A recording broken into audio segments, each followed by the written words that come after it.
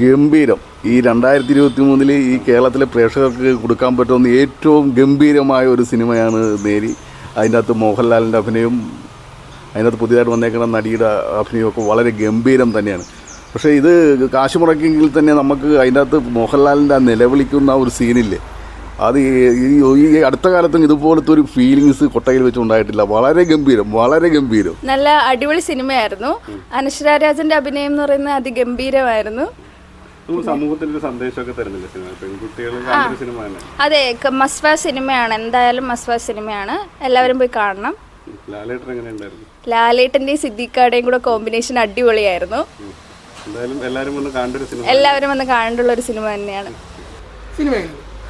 നേര് ഈ കാലഘട്ടത്തിൽ നമ്മൾ കാണേണ്ട ഒരു സിനിമയാണ്. വളരെ വളരെ ഗംഭീര സിനിമ എന്ന് വേണം നേരിനെ നമ്മൾ വിശേഷിപ്പിക്കാനായിട്ട്. കുറേ നാളായി ഇതുപോലെ തിയേറ്ററിൽ നിന്ന് ഇറങ്ങുമ്പോൾ നമുക്ക് സങ്കടമാണോ അതോ സന്തോഷമാണോ എല്ലാം കൂടി ഒരുമിച്ച് വരുന്നൊരു സീനാണ് നമുക്ക് അവസാന ക്ലൈമാക്സ് തരുന്നത്. അതുപോലെ അനശ്വരേനെയൊക്കെ നമ്മൾ ഇതുവരെ അനശ്വരനൊക്കെ നമ്മൾ കുട്ടിയായിട്ടാണ് ഇത്രയും നാൾ കണ്ടത്. ഈ സിനിമയിൽ വളരെ വളരെ ഗംഭീര പെർഫോമൻസാണ്.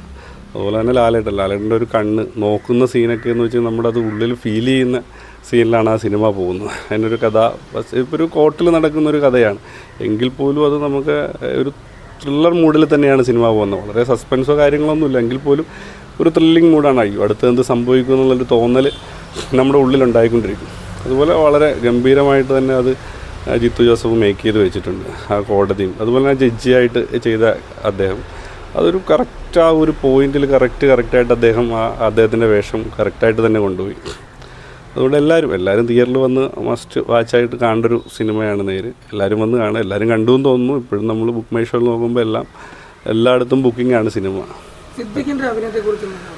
സിദ്ദിഖ് ആ റോള് വളരെ വളരെ ഗംഭീരമായിട്ട് ചെയ്തു. ഗംഭീരമായിട്ട് എന്ന് വെച്ചാൽ നമ്മളിപ്പോൾ ഫാമിലിയൊക്കെ വന്നിരുന്നത് ചിലപ്പോൾ ആ ഒരു റോളിനോട് അദ്ദേഹത്തിൻ്റെ ആ റോളിനോട് നമുക്കൊരു ദേഷ്യമൊക്കെ തോന്നിയെന്ന് വരാം. പക്ഷേ ആ ക്യാരക്ടർ അത്ര ഗംഭീരമായിട്ട് അദ്ദേഹം ചെയ്തുകൊണ്ടാണ്. അത് നല്ല കൃത്യമായിട്ട് തന്നെ അദ്ദേഹം ആ വക്കീലിൻ്റെ റോളും ഗംഭീരമായിട്ട് തന്നെ ചെയ്തിട്ടുണ്ട്. എല്ലാവരും തിയേറ്ററിൽ വന്ന് സിനിമ കാണുക. ഗംഭീര സിനിമ, ഒന്നും പറയാനില്ല. നമുക്ക് മോഹൻലാലിൻ്റെ വലിയൊരു തിരിച്ചുവരവാണ് ഈ സിനിമയിലൂടെ കിട്ടിയിരിക്കുന്നത്. അതുപോലെ അനശ്വര രാജൻ്റെ ഒരു മികവുറ്റൊരു പെർഫോമൻസ്, സിദ്ദിഖിൻ്റെ അഭിനയമൊക്കെ എടുത്തു പറയേണ്ട ഒന്നാണ്. എന്തായാലും എല്ലാവരും കണ്ടിരിക്കേണ്ട ഒരു മസ്റ്റ് വാച്ച് സിനിമയാണ്. തിയേറ്ററിലൊക്കെ ഇപ്പോഴും വലിയ തിരക്കാണ്.